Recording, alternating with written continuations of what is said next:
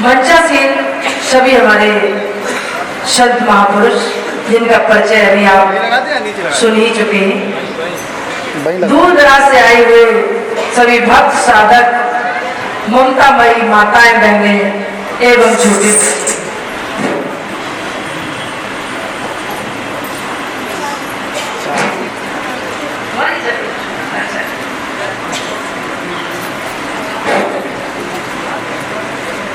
आज सभी भक्त साधक संत महापुरुष हमारे गुरुदेव जी के जन्म दिवस पर उपस्थित हुए हैं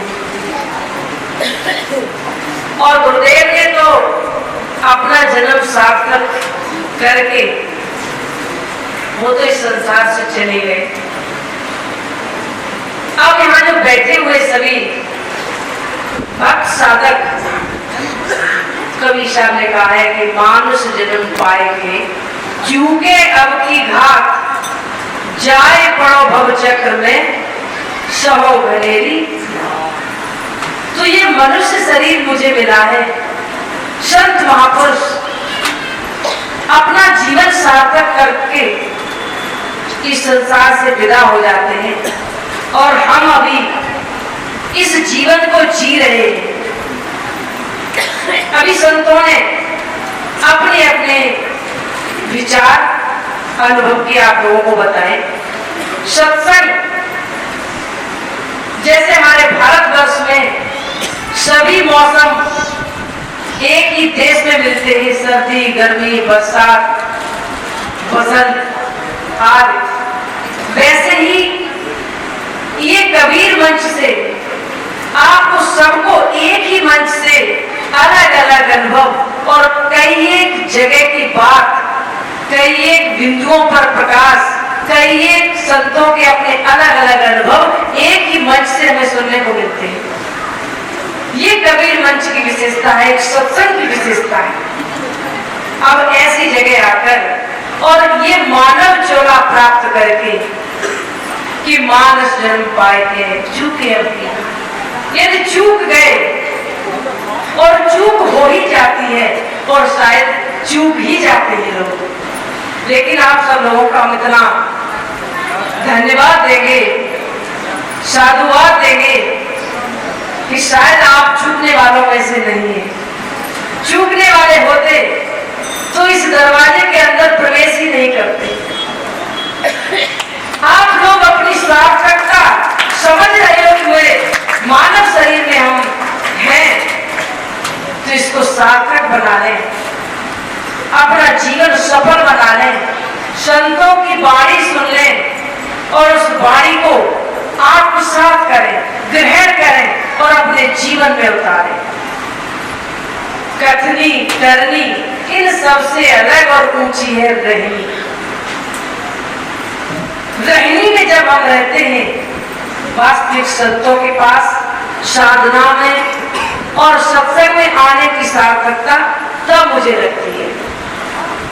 आप सभी ने अपने जीवन की वो सार्थकता समझी है। मनुष्य शरीर में चूक कहाँ होती है और हम किधर चले जाते हैं। अक्सर आप लोग कहते हैं साहब जी, जिस चारपाई पर हम रोज लेटते हैं नींद उसी पे आती है। कुछ कहते हैं जिस जगह हमारी चारपाई पड़ी हो उसी जगह जब डाली जाए तभी नींद आती है। कुछ कहते हैं हम जब अपने ही घर आ जाते हैं तब अपने घर ही नींद आती है।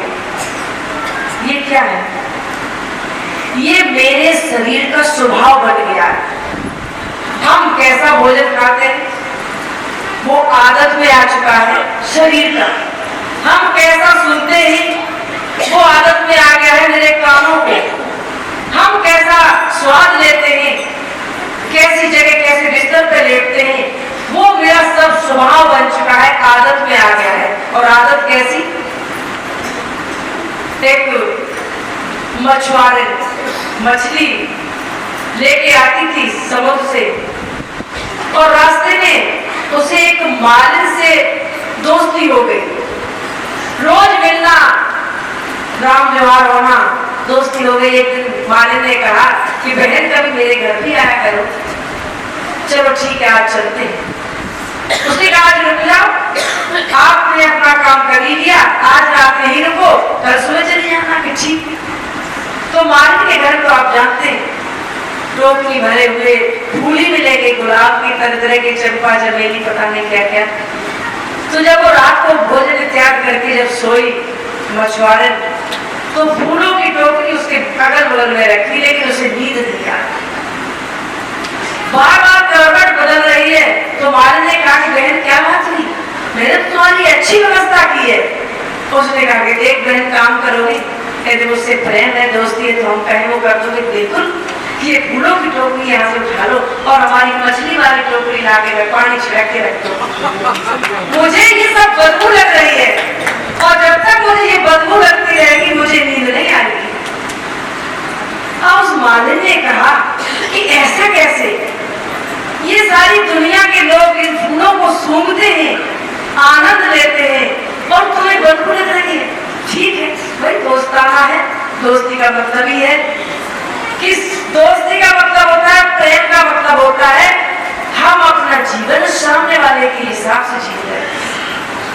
कभी कभी कम मीठी चाय पीने वाले जब हमारे लिए चाय बनाते हैं तो उसमें चीनी ज्यादा डाल देते हैं, जैसे हमारे साहब जी या मास्टर देवेंद्र सिंह। और जब हम इन लोगों के लिए बनाते हैं तो बिल्कुल फीकी बना देते हैं, अपना भी स्वाद नहीं देखते कि मुझे मीठी पसंद है, फिर हम इन लोगों के हिसाब से चाय बनाते हैं।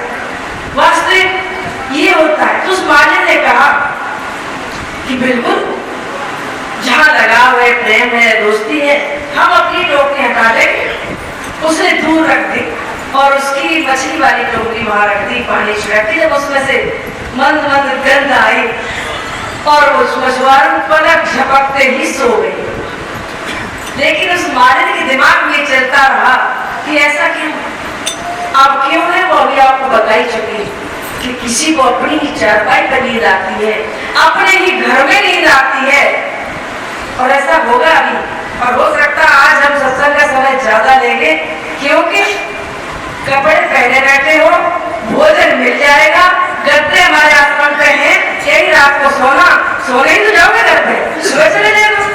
यदि सत्संग का लेट भी हो जाए प्रोग्राम तो सोने ही घर पे जाओगे। आज देखते हैं कि उस मछियारे की तरह आप सब लोग हो, क्या सोचोगे चलो कोई बात नहीं, महाराज यार नहीं लेट जाएंगे।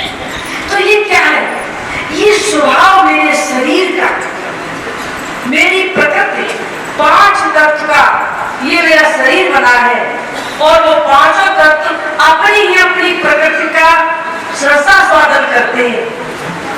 लेकिन एक सत्संग ऐसी चीज है, सत्संग ऐसी जगह है जहां मुझे पता है कितने लोगों के कमर में दर्द हो रहा है लेकिन वो उठ नहीं रहे, कितने लोगों के घुटने में दर्द हो रहा है लेकिन वो सोच रहे सत्संग बंद हो जाएगा तभी उठेंगे।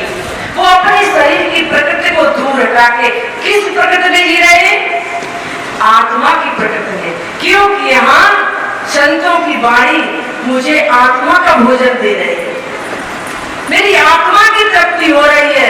यहाँ शरीर के स्वभाव हो सकता कुछ बीड़ी वाले भी लोग हों, वो बीड़ी का स्वाद छोड़ के सत्संग सुन रहे हैं कि कोई बात नहीं, 3 बजे के बाद पी लेंगे गेट के बाहर निकल के, चलो सुन रहे सत्संग। और सत्संग में अविष्णु साहब जी ने भी बड़ा अच्छा बताया था कि मुझे अपने जीवन में मानवता के गुण लाना है।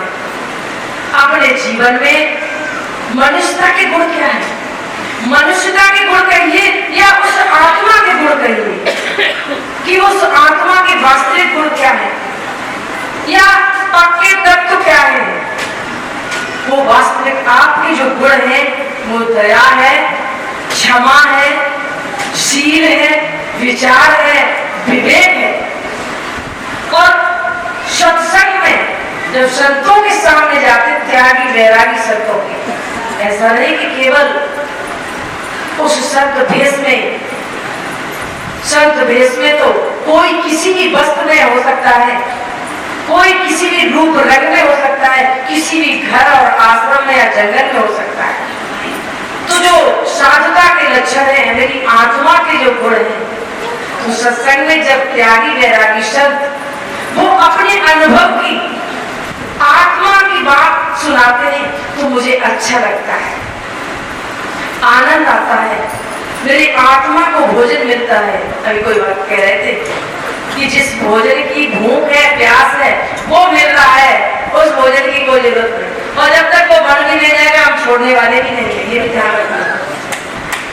आपको इंतजार करना पड़ेगा